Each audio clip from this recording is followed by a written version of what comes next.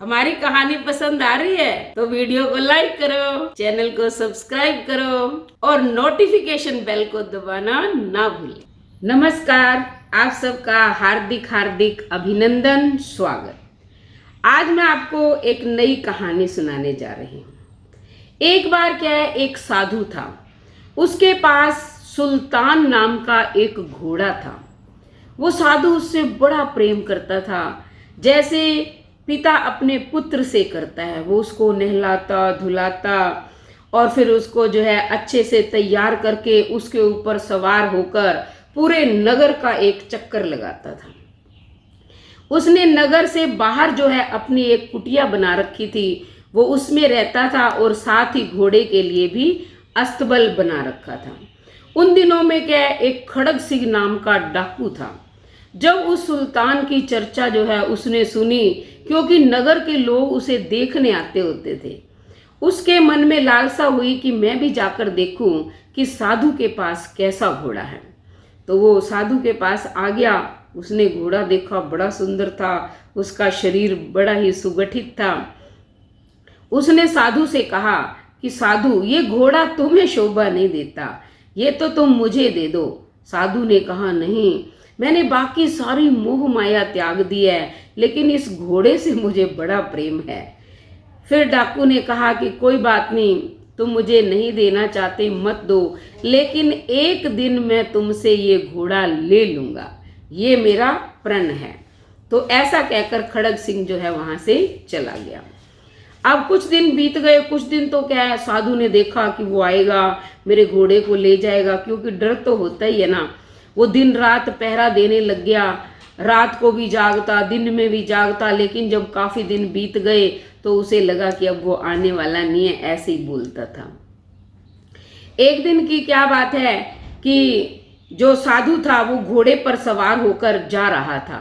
उसने रास्ते में देखा एक भिखारी बैठा हुआ है और बोल रहा है, मेरी रक्षा करो, मुझे कोई दूसरे गांव में पहुंचा दो, मुझे दूसरे गांव में पहुंचा दो, मैं बीमार हूं काफ़ी दिन से, मैं दवाई लेने जाना चाहता हूं।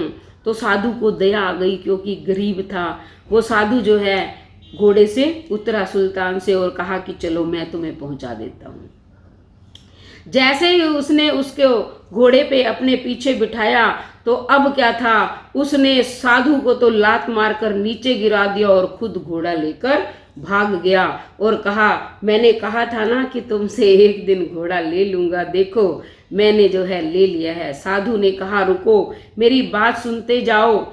मैं तुम्हें ये कहना चाहता हूँ कि मैंने गरीब पर दया करके तुम्हारी सहायता करनी चाहिए थी, लेकिन तुमने मुझे धोखा दिया। आज के बाद कोई भी किसी गरीब की सहायता नहीं करेगा। चुपचाप जो है साधु तो अपने आश्रम में लौट आया और खड़ग सिंह सुल्तान को लेकर चला गया।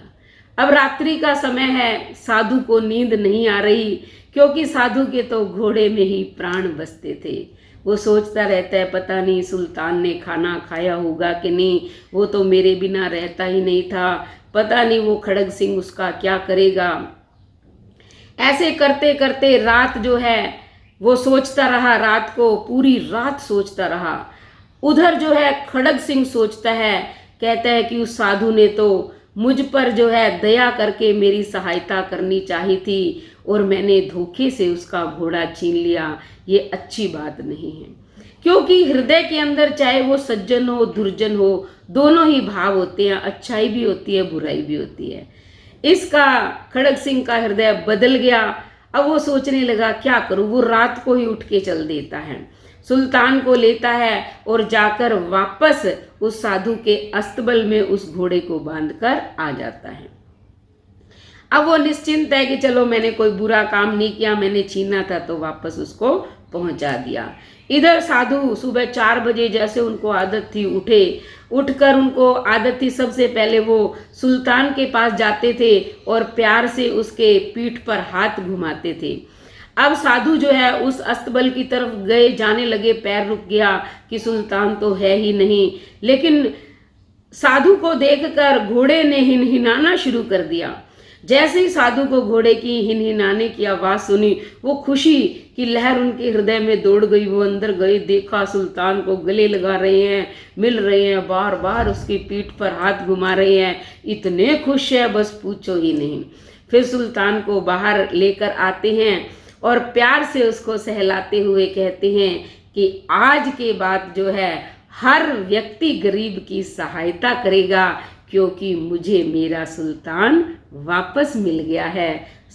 खड़ग सिंह ने मुझे धोखा नहीं दिया है। धन्यवाद।